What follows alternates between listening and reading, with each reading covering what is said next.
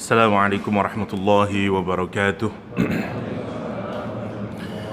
Alhamdulillahi rabbil alamin, wassalatu wassalamu ala asrafil anbiya wal mursalin wa ala alihi wa ashabi ajma'in. Amma ba'd.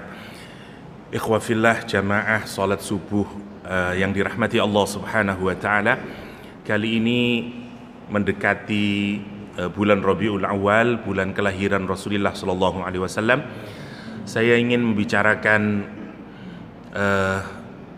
pujian Allah Subhanahu wa taala kepada Nabi Muhammad sallallahu alaihi wasallam dan sekaligus larangan bagi Rasulullah sallallahu alaihi wasallam untuk mengikuti karakter-karakter orang yang digambarkan di surah Al-Qalam. Mari kita sejenak melihat dan merefresh kembali gambaran sosok Rasulullah Sallallahu Alaihi Wasallam, sekaligus juga untuk melihat tipologi manusia yang kayak apa yang semestinya harus kita hindari, sebagaimana digambarkan wonten surah Al-Qalam. Ya, Bismillahirrahmanirrahim, langsung saja. Bismillahirrahmanirrahim. Nun wal qalami wa ma yasturun ma anta bi ni'mati rabbika bimajnun wa inna laka la ajran ghairu mamnun wa innaka la ala khuluqin azim fasatubsir wa yubsirun bi ayyikumul maftun, kata Al-Quranul Karim. Surah ini diawali dengan huruful muqatta'ah atau huruf-huruf yang dipakai oleh Al-Quran sebagai awal surah yang terputus, ya, seperti qaf. Ada yang terdiri dari satu huruf seperti qaf, nun, ya. Ada yang terdiri dari dua huruf seperti toha, yasin, ya. Ada yang terdiri dari tiga huruf seperti alif lam mim. Ada yang terdiri dari empat huruf, ya, alif lam mim ra. Ada yang terdiri dari lima huruf, ya, seperti kaf, ha, ya, ain, shad, dan seterusnya. Huruful muqatta'ah ini menarik untuk direnungkan karena meskipun maknanya sesungguhnya hanya diketahui oleh Allah Subhanahu wa taala, karena itu tafsir terbaik untuk seluruh huruf muqatta'ah adalah wallahu a'lam bishawab. Nopo artinya alif lam mim, wallahu a'lam bishawab. Itu yang terbaik. Kenapa? Karena memang tidak ada maknanya. Dan kalau tidak ada maknanya, maka tentu saja tidak bisa ditafsirkan.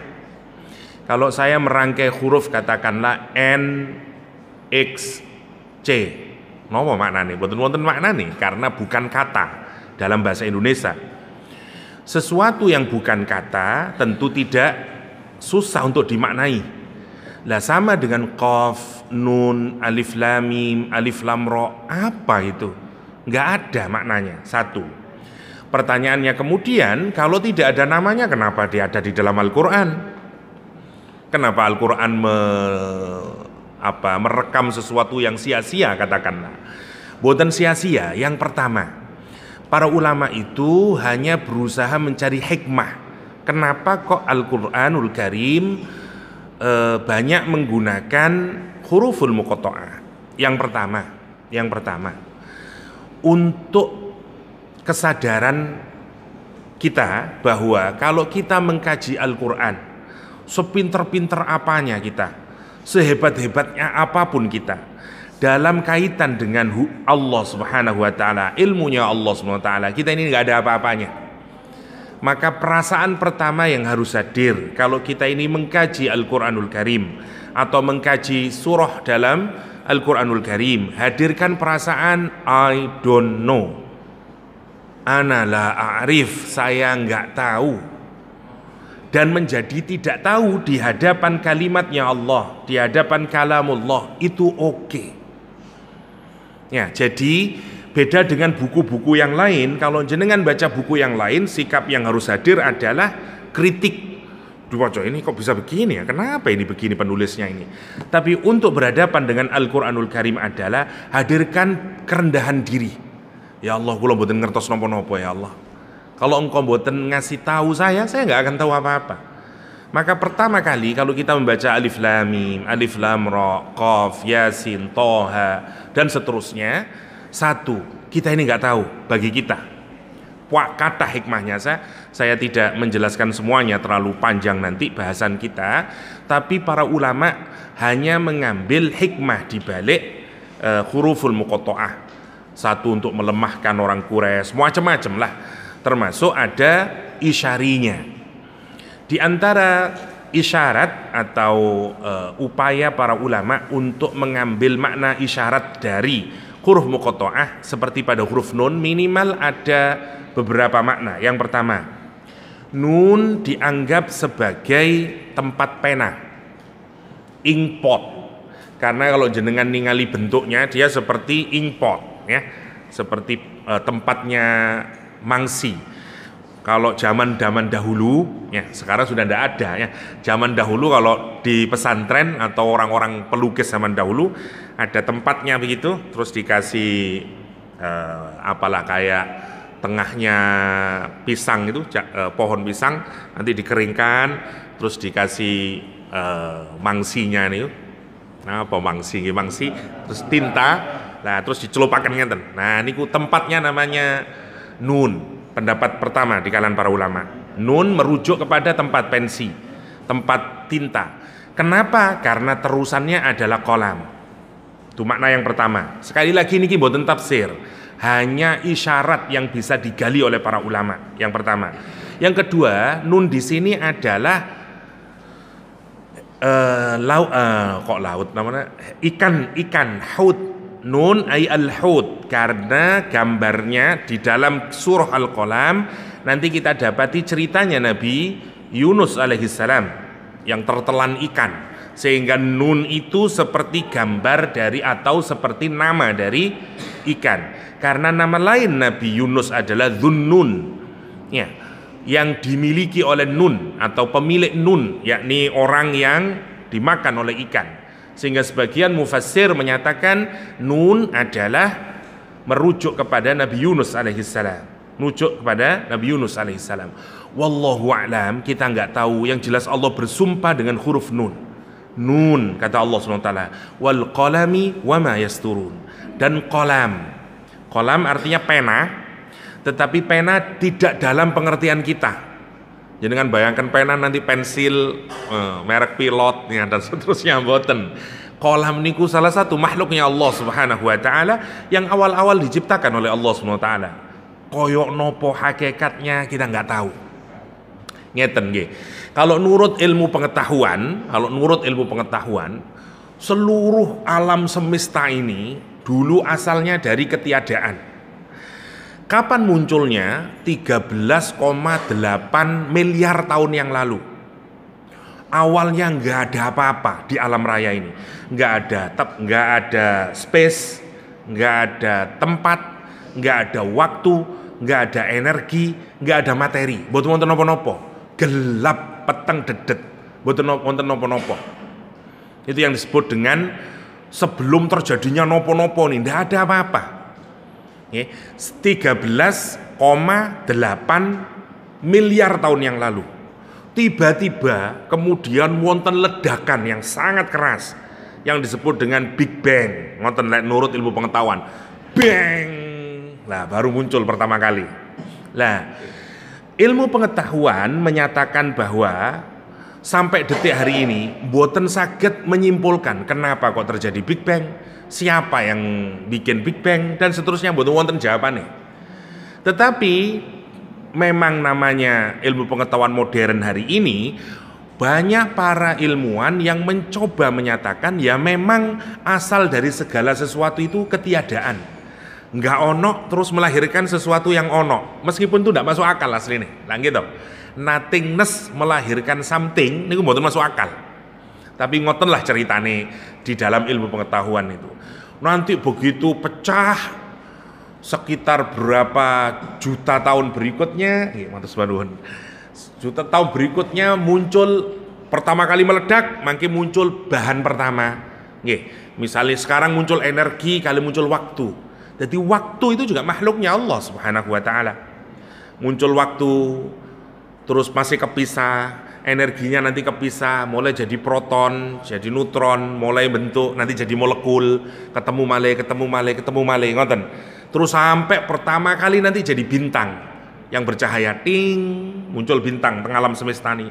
Terus sekitar ndak tahu berapa miliar tahun berikutnya baru nanti muncul solar system.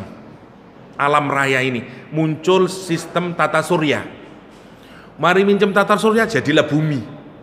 Jadi bumi nanti ketemu male materi jadi banyu. Temu male jadi iwak terus sampai jadi bedas terus jadi kula lan panjenengan. Ngoten lek menurut sains. Dan niku mboten susah untuk dipatahkan karena kalau kita rekam di dalam DNA kita niku wonten kabeh catatannya itu sampai ke belakang. Mulai rekaman mulai jadi iwak nih. Nah, nanti pertanyaannya yang mumet engkau dipikirin terus gimana Islam memandang semuanya. Jadi kalau dilihat kapan kita manusia itu kira-kira 8.000 atau saya lupa hitungan pastinya tahun yang lalu cuman.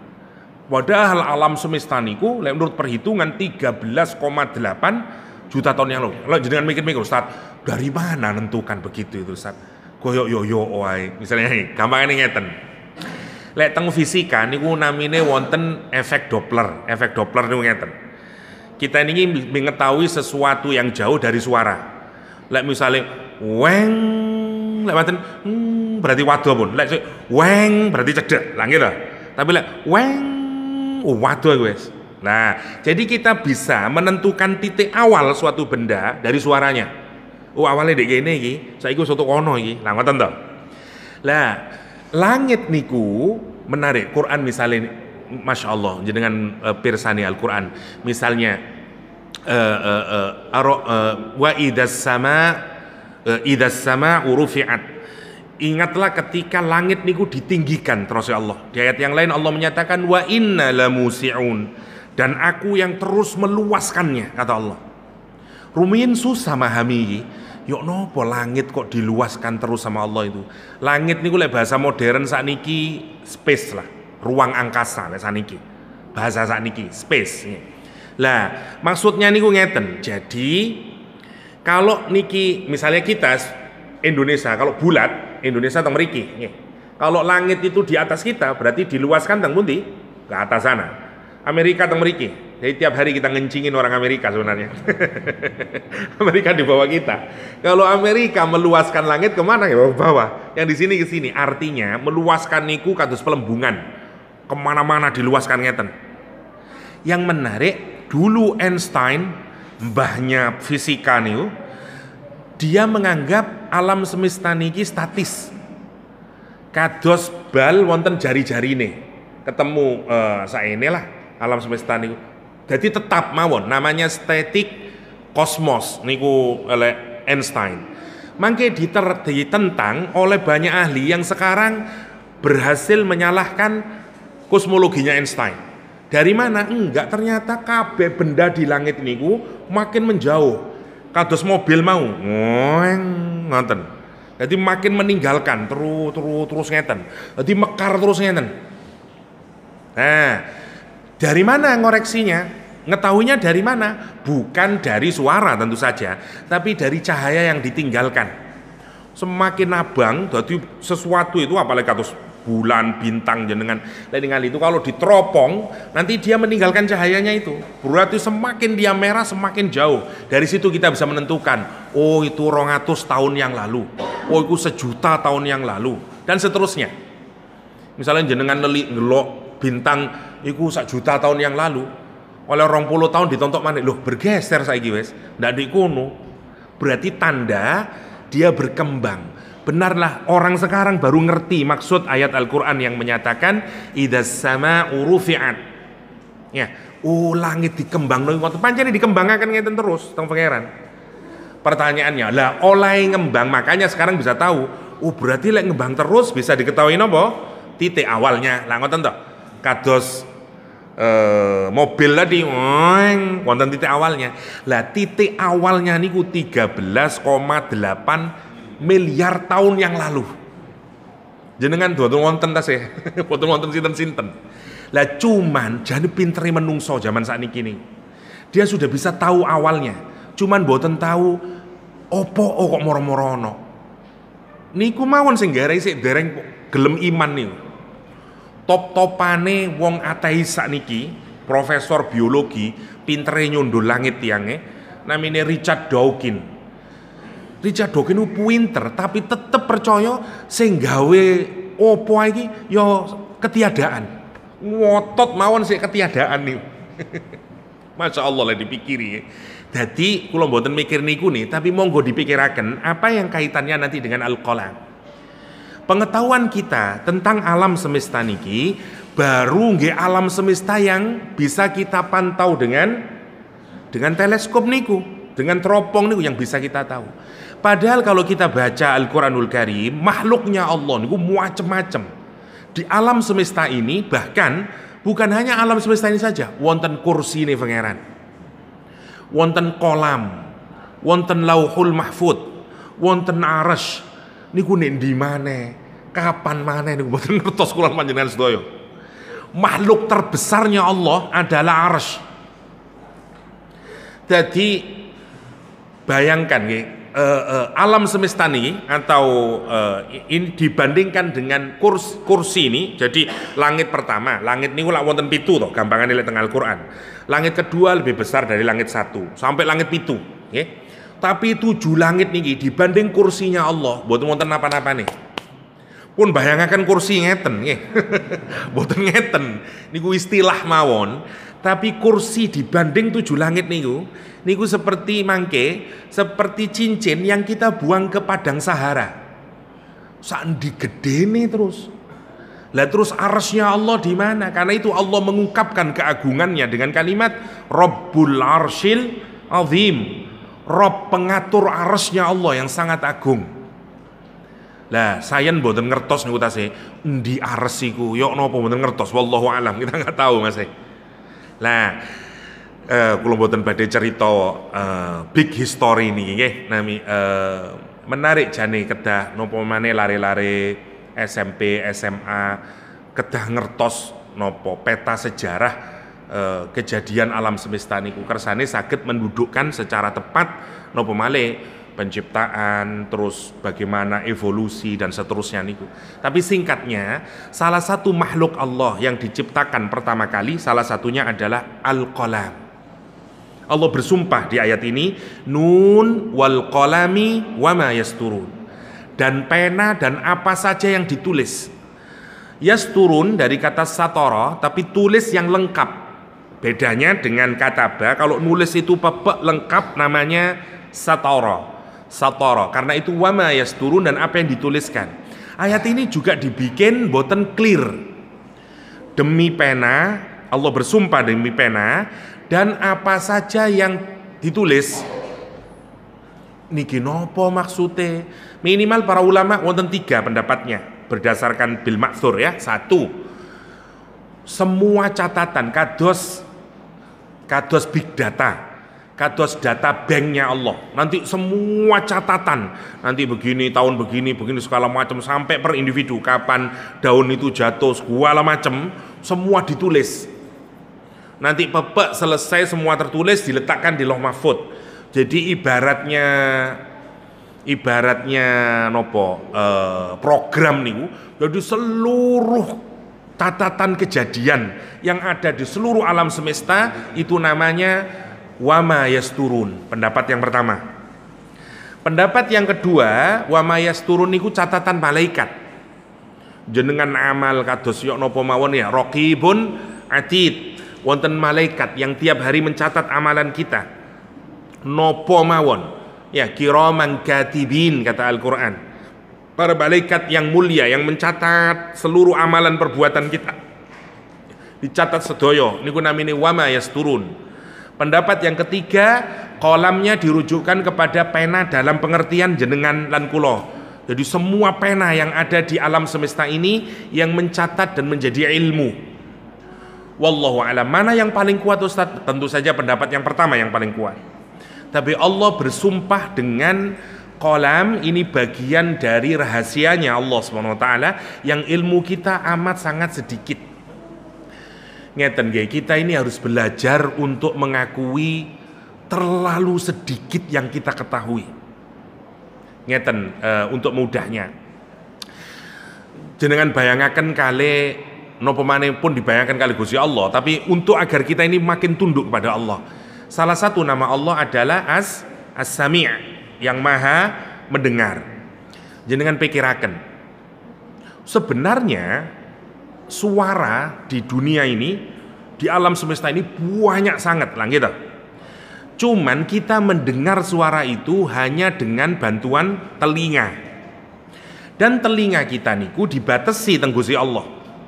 Hanya mampu mendengar di antara 20 Hz sampai 20.000 Hz. Lah ngoten toh. Di bawah 20 kita tidak bisa dengar. Namanya infrasonik. Di atas 20.000 Hz kita juga tidak bisa mendengar. Namanya ultrasonik. Jadi sebenarnya jenengan pikiraken berarti memang sangat minim. Padahal pengetahuan itu pertama kali kita dapatkan melalui suara. Kita ini dibatasi teng pangeran. Kados ngeten lah, jenengan lek damel penggaris ngukur niki, lak ketemu to. Wah, ini 1 meter. Krana gawe penggaris sing paling napa niku, sing tulisannya sing paling kecil adalah sentimeter. Jadi kita hanya mengatakan oh ini pas 100 cm. Padahal yang damel penggaris yang lebih detail malih lah ketemu mangke 100 meter, 000 lah ngoten to. Damel penggaris yang luwih rinci lagi ketemu malih. Oh ndak 100 nih, 100 cm, koma berapa mili, koma wonten macam-macam. Jadi kebenaran niku tergantung nopo alat yang dipakai. Nah sekarang jangan pikirakan, seringkali kita niki sombong, krono ndak krungu terus ngomong ndak ono iku. Lah iya wong ukuranmu mung kupingmu, lah ngoten to lek dipikir niku. Padahal kata tasih swara niku di bawah 20 Hz atau di atas 20.000 Hz. Misalnya, lek wonten gunung meletus, mau meletus niku ngeluarin suara, tapi di bawah 20 Hz. Ndak denger kita, gajah krungu. Gajah krungu karena itu lari duluan. Menungsone sik nyantai. Menarik, kita kalah. Di atas 20.000 katos hiu, dia bisa ngeluarin, kita enggak. Pertanyaannya, nopo Ustadz kita ini kok dikasih batasan sama Allah? Karena Allah niku pencipta kita. Allah tahu model makhluk koyok ini sing paling pas alatnya saini ringe. Nanti lek keduren bahaya. Kalau bayangkan, nopo wong sing digebuki di kuburan niku mboten wonten suarane. Wonten kaing-kaing, wah segala macam teng kuburan niku. Coba jenengan pikiraken, lek jenengan dibukaaken telinganya, saged nedo jenengan. Mboten saged, mumet pikiran niku. Sing ngono, Pak De, misale waduh segala macam teng mriki niku mboten saged mirengaken. Terus jenengan ya Allah, enak ya lek iso ngrungokno suarane makhluk hewan-hewan. Jenengan mirengaken hewan wonten semut kepidek, aduh wah mboten saged, ndak bisa hidup kita. Karena itu Allah mengukur kita. Hanya orang-orang tertentu yang memang dipastikan oleh Allah, seperti Nabi Sulaiman. Nabi Sulaiman krungu semute ngongkon, ayo emal burek. Nabi Sulaiman teko iki. Pasukannya ini, kaki-kakinya tentara dan kuda ini akan menginjak kita masuk ke dalam. Nabi Sulaiman menyetop pasukannya, stop, kali guyu fatabassama, teng Quran diceritakan. Lah niku masya Allah jenengan, misalnya wonten nyamuk teng mriki temen kate ceplot, aduh ojo pateni po ya napa. Lah mumet ceritane niku, mumet ceritane. Nah Allah niku masya Allah kalau kita pikirkan, itu Allah yang bikin kupingnya didamel sak menten, meripate didamel sak menten, dan seterusnya. Lah sekarang lihat, Allah juga mendengar, tapi pendengaran Allah itu sami', maha mendengar. Mulai suara dono hete lek pangeran wis, semua apa saja, sampai yang kerentek wonten jerone dodone jenengan Allah tahu. Lah niku lho maksud kula, kalau kita menyadari gitu, Allah Karim, ya Allah, betapa saya merasa, kita mikir suara ndak akan didengar. Sebagaimana yang dulu pernah saya ceritakan nggih. Bayangaken wonten khaulah, sahabate Kanjeng Nabi niki salat. Bojone niku kemerengseng. So niki sik tasih salat terus anu nyerendel-nyerendel ae. Nedhi jatah. Lah khaulah sik lah Mas dilutahe Mas. Karepe ngoten lah. Bojone ku ngamuk. Korono khaula iku sik sebentar dulu. Marah dia sampai mengeluarkan kata-kata wong lanang lek ngamuk gak karu-karuan omongane. Omongnya apa? Kamu itu seperti punggung ibuku. Maksudnya apa? Kamu saya cerai selamanya. Wong Arab dulu kalau ngomong kamu seperti punggung ibuku, maksudnya aku wis ndak butuh awakmu, ndak katene bojo-bojoan ambek awakmu. Keluar dia dari rumahnya. Cangkru anteng balik RW mikir-mikir. Nggih, Ibn Somit niku mikir-mikir, lah iya aku apa ngamuk mau iku. Pulang lagi minta maaf sama istrinya.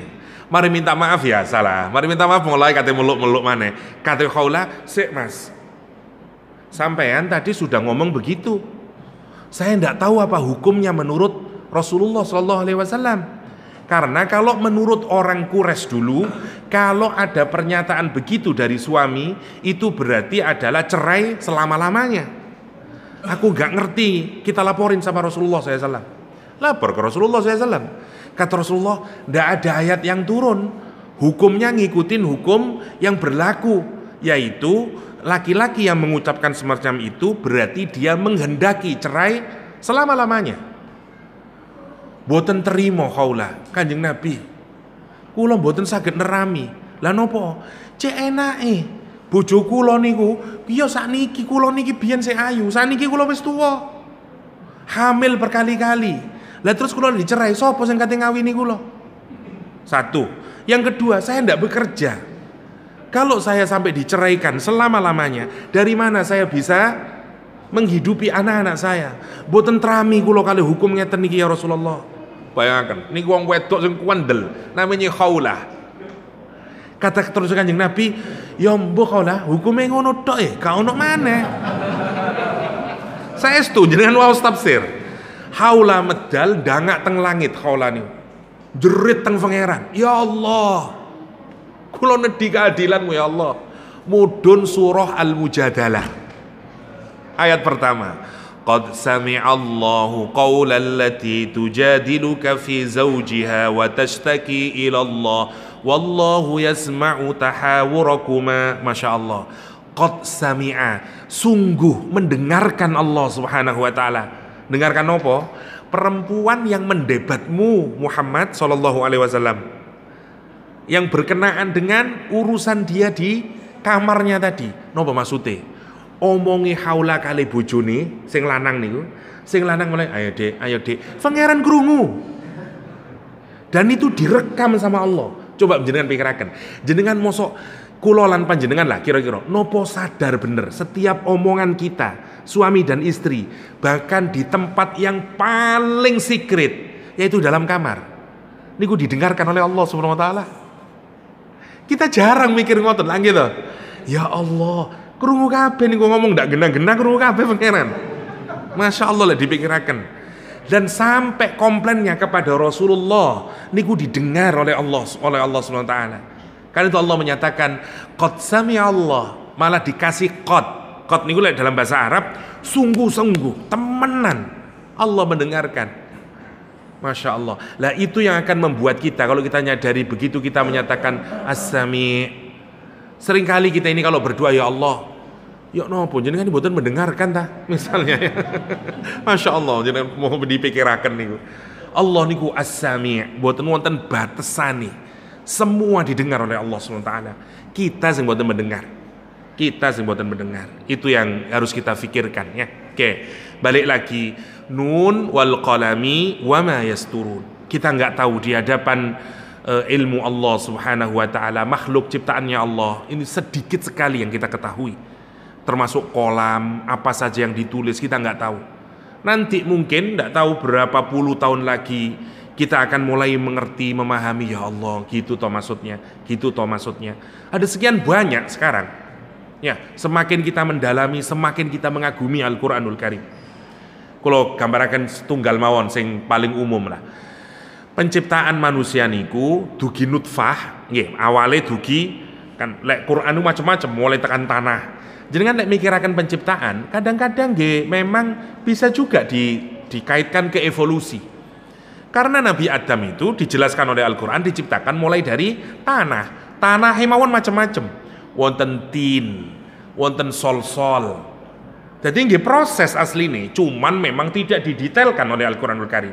Nopo? Karena Allah sudah minjamin kita akal untuk mikir. Tapi dari bahan itu semuanya nanti pelan-pelan terus jadi Nabi Adam. Lah ngoten to ceritane ini.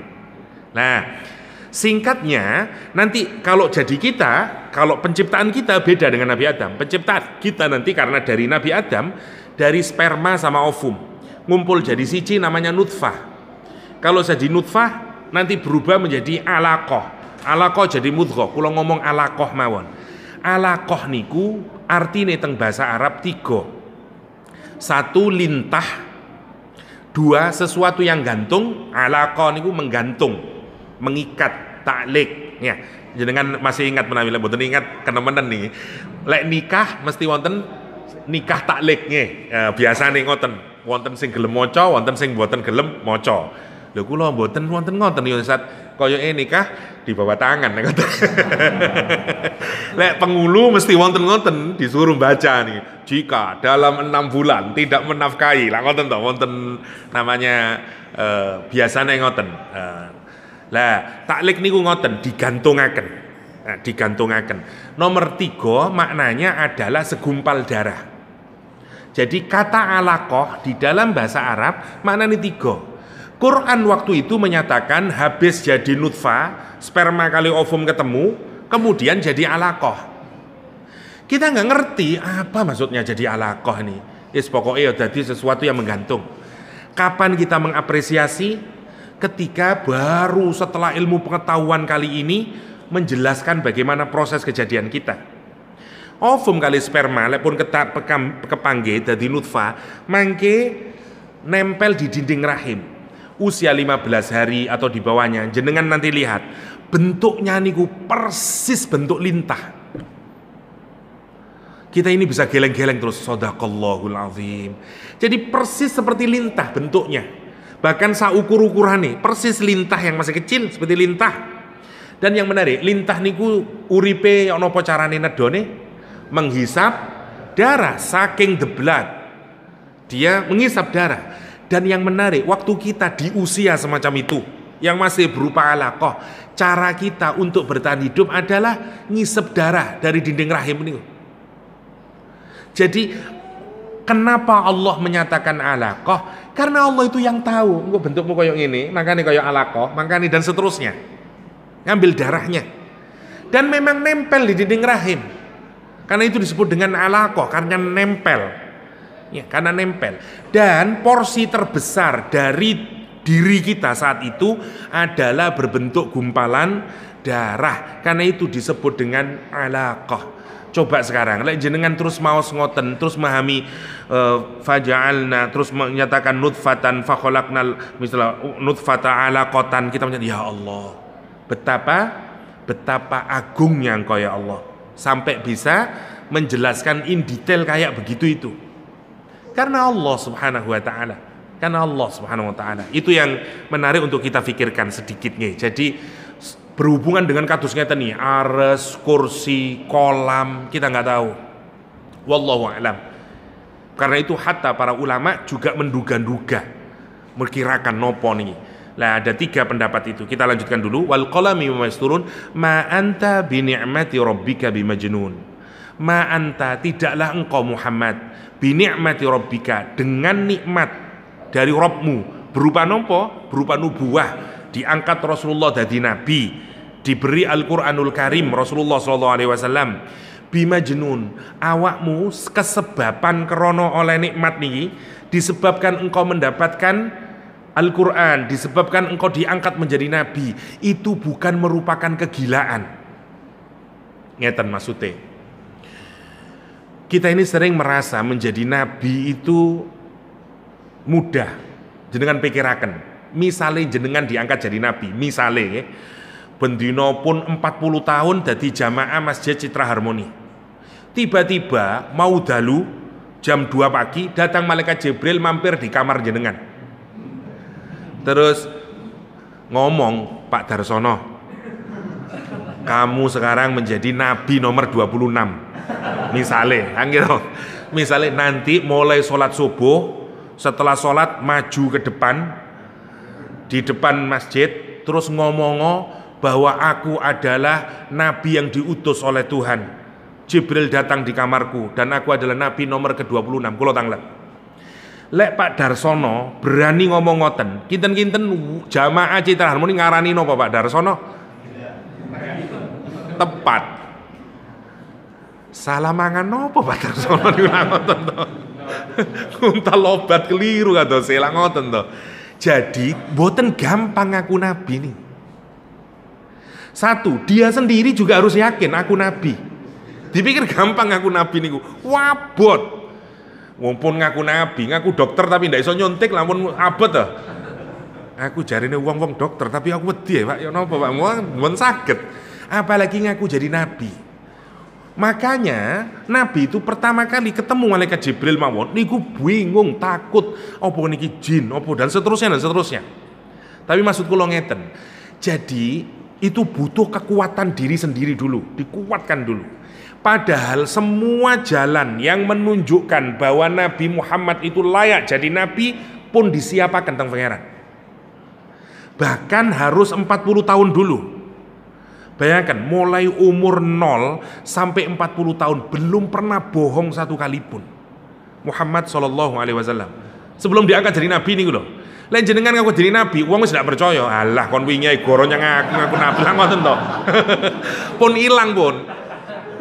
Jadi semua potensi untuk orang itu nggak bisa menolak kalau nabi itu ngaku nabi, niku pun dipersiapkan teng Gusti Allah. Makanya nabi itu sebelum ngomong jadi nabi, dia ngomong dulu begini. Hei orang-orang Quraisy, kalau nanti aku berkata sesuatu, apakah kalian membenarkan? Napa respon yang Quraisy? Kami akan membenarkanmu Muhammad karena selama ini kami belum pernah melihat engkau berbohong sama sekali. Bayangkan, kata Nabi Muhammad, kalau misalnya aku berkata di balik gunung ini ada tentara yang siap menyerang kalian, apa kalian percaya? Napa jawaban wong Quraisy? Percaya. Saking nopone niku, saking jujur kacang ijo, lah ngoten to. Saking jujurnya Nabi Muhammad niku. Saking jujurnya. Kalau kita orang mudah meragukan semua klaim nabi-nabi palsu niku pun. Pak Musodek, nopo sinten mawon lah. Roni yang mantan petinju di Malang ngaku nabi, aduh kakak gampang lah untuk nglugurno. Alah kon wingi isuk dele sore tempe ngaku nabi lah ngoten to. Banyak untuk menyalahkan. Nabi niku satu, jujurnya, akhlaknya, masya Allah. Nabi niku nulung tiang terus mulai cilik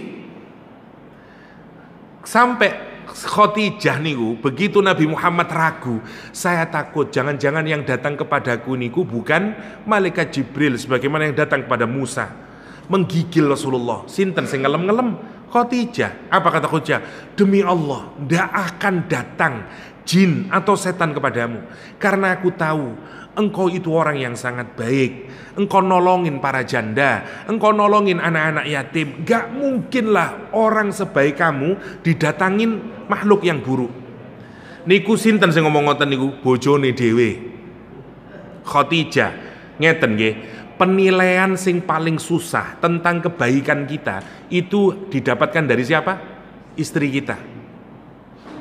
Lek wong liya nilai apik niku gampang. Tonggone jenengan kula tangleti, ya napa Pak Darsono? Oh saya niku gampang. Tangleteng bojone. Lah niku abot langit. Jadi jenengan lek kepingin aku iki apik napa mboten, tanyalah sama istri. Karena itulah pendapat yang paling jujur. Nggih, lumayan Ustaz. Cuman lah masih lama ngoten nih. Begitu pula sebaliknya. Rasulullah itu hatta bojone mawon ngeleme nyundul langit. Saking nopo nih kalau jenengan pikiraken nih. Niku Rasulullah SAW. Lah, tetapi yang menarik kalau singkataken ya, begitu Nabi Muhammad mengklaim jadi nabi, terus untuk Al-Qur'an, semua orang Quraisy kebingungan. Padahal ngeten nggih, coba jenengan bayangkan. Saya sudah cukup lama nggih ceramah wonten Masjid Citra Harmoni. Insyaallah jenengan rada apalah gaya saya. Kecampur-kecampuran ono Inggrisnya didik-didik, kecampuran gaya saya jenengan pasti ero. Payah yai. Lah ngoten to.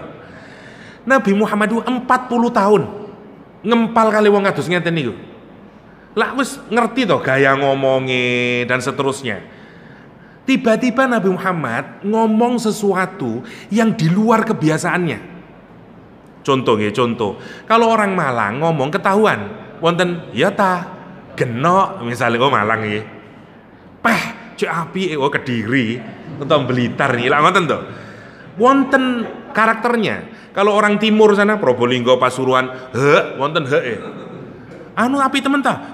Mosok. Ono mosok. Macem-macem, ndak sadar itu. Ndak sadar.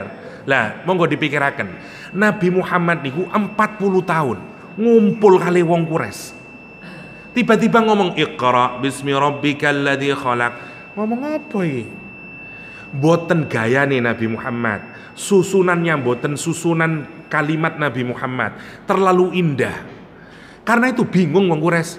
Apa ya? Tapi kok ya iso Nabi Muhammad ya? Nomor kali, jenengan pikiraken. Jenengan saged ngomong, terus setelah ngomong selama 5 menit, jenengan ulangi lagi persis.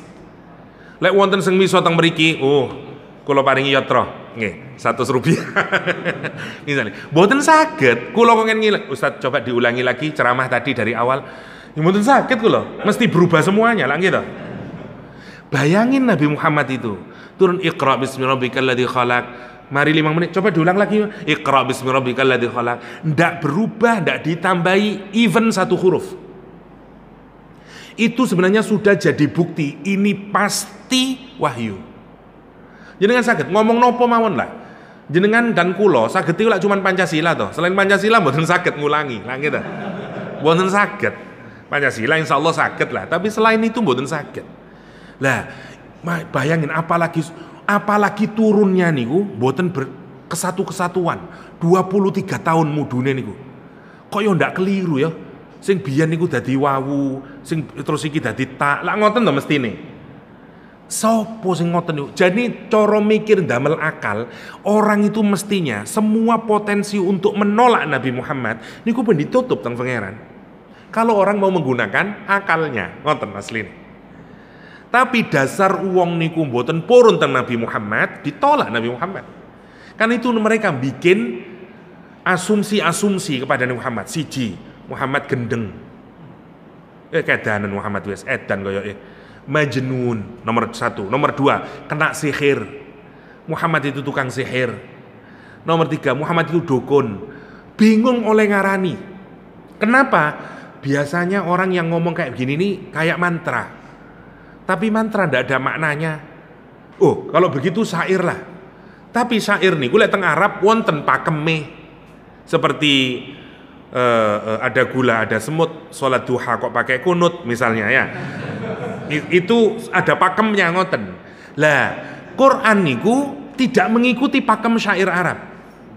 Bingung mana wong Arab, syair ya tutu, dukun ya tutu, macem-macem. Nah, ngoten. Lah sekarang jenengan pikiraken. Nabi Muhammad itu kuat karena dijaga oleh Allah SWT untuk menjadi nabi setelah mengaku. Tapi sak kuat-kuatnya Nabi Muhammad tetap menungso. Orang mulai mencaci maki Muhammad. Orang gila, orang gila, orang gila, orang gila. Surah Al-Qalam itu adalah tasliyah, hiburan bagi Nabi Muhammad sekaligus penguatan bagi Nabi Muhammad. Jenengan misalnya mboten edan. Tapi kalau dari rumah selama 1 minggu semua orang Masjid Citra Harmoni sepakat nyebut sampean orang gila, insya Allah jenengan edan temenan. Lah gitu. Di tempat wudhu, wong edan. Kon kurang ajar jok mono. Loh, sampean kan pancen edan. Terus metu maneh, wong edan. Suwe-suwe jenengan mulai natap. Aku edan temen ta ngoten. Lah gitu. Niku saestu. Jadi bayangin wong kita ini omongan orang lain niku masuk ke dalam hati, gitu. Jenengan dadi ketua takmir, mboten nate mangan duwike masjid. Pas enak-enak wudu wonten selentingan jamaah teng pojok. Lah yo masjid iku biasane lek Jumat iku oleh 3 juta. Iki paling oleh 2 juta. Endi yo? Tapi kono eling ndak? Ketua takmir ganti sepedae. Ngomong misale. Niku mancep teng mriki, lang gitu.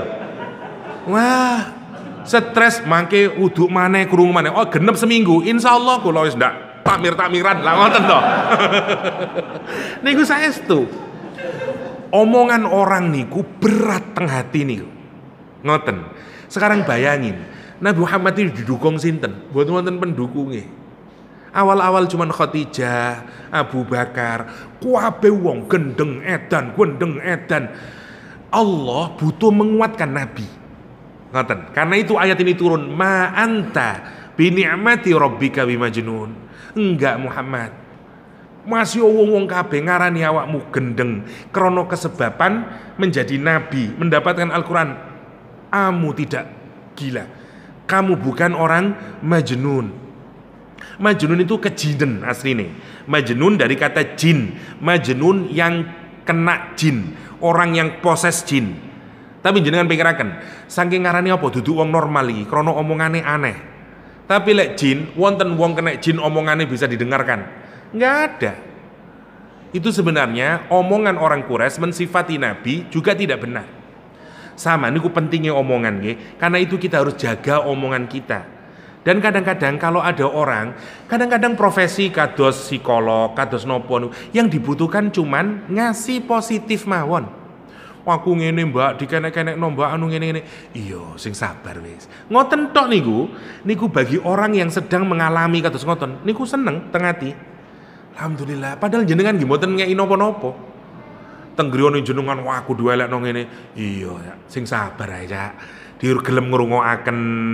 Ngoten niku sesuatu banget bagi orang yang sedang mengalami kados ngoten. Lah, Allah Subhanahu wa taala mengintervensi kepada Rasulullah SAW. Ya, berbagai macam itu Allah menguatkan hati Nabi, ma anta bi ni'mati rabbika bimajnun. Dan Allah bahkan menyatakan wa innalaka la ajran ghairu mamnun. Dan sungguh Muhammad, jangan ragu sedikit pun, khusus untukmu nanti kamu akan dapat upah, dapat pahala yang tidak akan pernah putus-putus. Itu sebagai apa maksudnya? Janji. Memang sekarang kamu belum ada yang ngikuti, tapi tak kasih tahu ya Muhammad, kerjamu ini tidak akan sia-sia. Nanti sebentar lagi kamu akan banyak diikuti orang-orang. Dan kamu akan mendapatkan hasil dari apa yang kamu usahakan. Dan itu tidak akan pernah terputus. Lek Gusti Allah sing ngomong ghairu mamnun artinya sampai kapan? Sampai yaumul kiamah. Jenengan lek ngelakoni sesuatu terus dibuka-akan rencana masa depannya, niku membuat nopo? Membuat teguh. Ndak apa-apa wis, wong kabeh jenengan mulai dodolan. Nggih, kabeh wong ngelokno. Yo gak kira payu kon iki walopo. Dodolan anu ndek pinggir kono iku lho, wis apa sing kate tuku. Terus misale jenengan dibuka-aken teng pangeran. Misale dapat wangsit, tenang ae le, 20 maneh. Awakmu dadi mall dodolanmu iku misale nggih. Niku lah kokoh tuh akhirnya. Terus itu maksudnya Allah. Lah Allah itu kalau menghibur tidak hanya sekedar hiburan. Lah ini dalam bahasa agama namanya busyra. Busyra. Tinggal jenengan yakin napa mboten teng pangeran. Rasulullah diingatkan wa innalaka la ajran. Ajr niku upah. Kalau jenengan habis usaha, terus selesai usahanya, dapat balasan namanya ajrun. Allah itu ngingatin Nabi Muhammad, usahamu ini tidak sia-sia Nabi Muhammad. Nanti kamu dapat ajrun. Nanti akan Islam ini akan terus menerus akan diikutin, akan banyak pengikutmu. Dan balasannya itu apa? Ghairu mamnun. Enggak pernah terputus, ay ghairu maqtu'. Terus sampai yaumul kiamah. Shadaqallahul azim, sampai detik hari ini. Sapa sing ngira nggih, 2 hari Mekah mereka sampai Sidoarjo. Sampai mangke yaumul qiyamah. Jadi jangan merasa Islam niku pun diatur teng pangeran, dijogo teng pangeran. Ya, Islam ndak butuh kita yang butuh sama Islam. Jangan merasa kita ingin lah dono wonten kula Ustaz. Insyaallah wong mriki niki mboten wonten sing Islam. Sinten jenengan? Lah gitu. Niki lek mboten krana takmir nih, wah wong-wong mboten wonten sing salat nih. Insyaallah wah mboten ngoten. Allah ngatur agama niki. Ma anta bi ni'mati rabbika bimajnun wa innalaka la'ajran wa innaka la'ala khuluqin azim. Kata Al-Quran, sungguh engkau Muhammad berada di atas akhlak yang sangat agung. Niki lek in detail mangke benjing mawon dijelasaken. Satu Allah ngasih, jangan ragu, kamu ndak gila, kamu wis perfect, perbuatanmu apik, sikapmu apik, dan tidak akan sia-sia.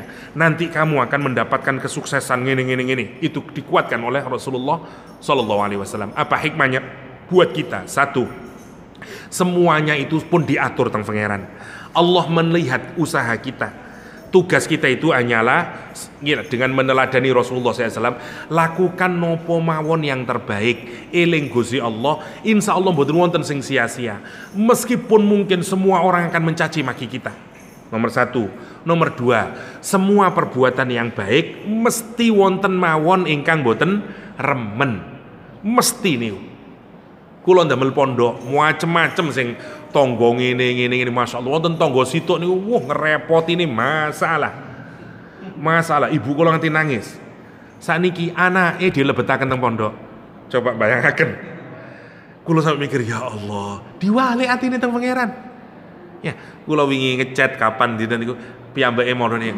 Wah, Ustaz ya, alhamdulillah sekarang Ustaz anak saya sudah kesini, udah alhamdulillah. Kula deg ngoten teng ati. Kira-kira nopo namine 2 tahun yang lalu dia nyaci maki ngelaporaken teng Pak Lurah, masa Allah lah urusan bisa kayak begitu. Kita nggak tahu, istiqomah mawon, terus wong Jawa nopen pangeran boten sare, ra ngoten to. Allah mendengarkan. Begitu juga apapun mawon. Terus yang penting akhlaknya yang baik. Tidak ada usaha yang tidak akan mendapatkan hasil kalau kita sungguh-sungguh dan terus teng pangeran. Niku hikmahnya, karena pasti akan wonten godaan, dan kalaupun ada godaan asalkan kita terus di jalan Allah, wa inna laka la ajran ghaira mamnun. Kita masih belum ke inti sarinya ya, karena habis ini baru kita dikasih tahu tentang akhlak agungnya Rasulullah, terus apa yang tidak boleh diikutin. Sebenarnya topik kula niku maunya mulai dari wala tuti'il mukadzibin waddu law tudhinu fayudhinun wala tuti' kulla halafim mahin ila akhirih. Jadi wonten 10 akhlak yang tidak boleh diikuti oleh Rasulullah SAW. Insya Allah di pertemuan mendatang kita bahas 10 ini, karena itu nanti didamel ngecek kula lan panjenengan sedaya. Kalau kita punya yang 10 ini bahaya. Dan 10 ini kenapa? Karena zamalin wa banin.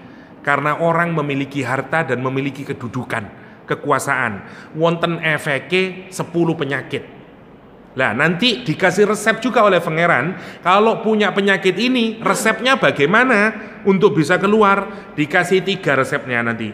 Inna kunna zalimin, inna kunna taghin, inna ila rabbina raghibin. Wonten surah Al-Qalam. Insya Allah bahasan selanjutnya kita bahas di pertemuan mendatang tentang 10 hal yang harus kita hindari setelah kita melihat keagungan Rasulullah Sallallahu Alaihi Wasallam. Demikian mawon ingkang saged kula sampaikan, menawi boten wonten ingkang didiskusikan lagi kula akhiri.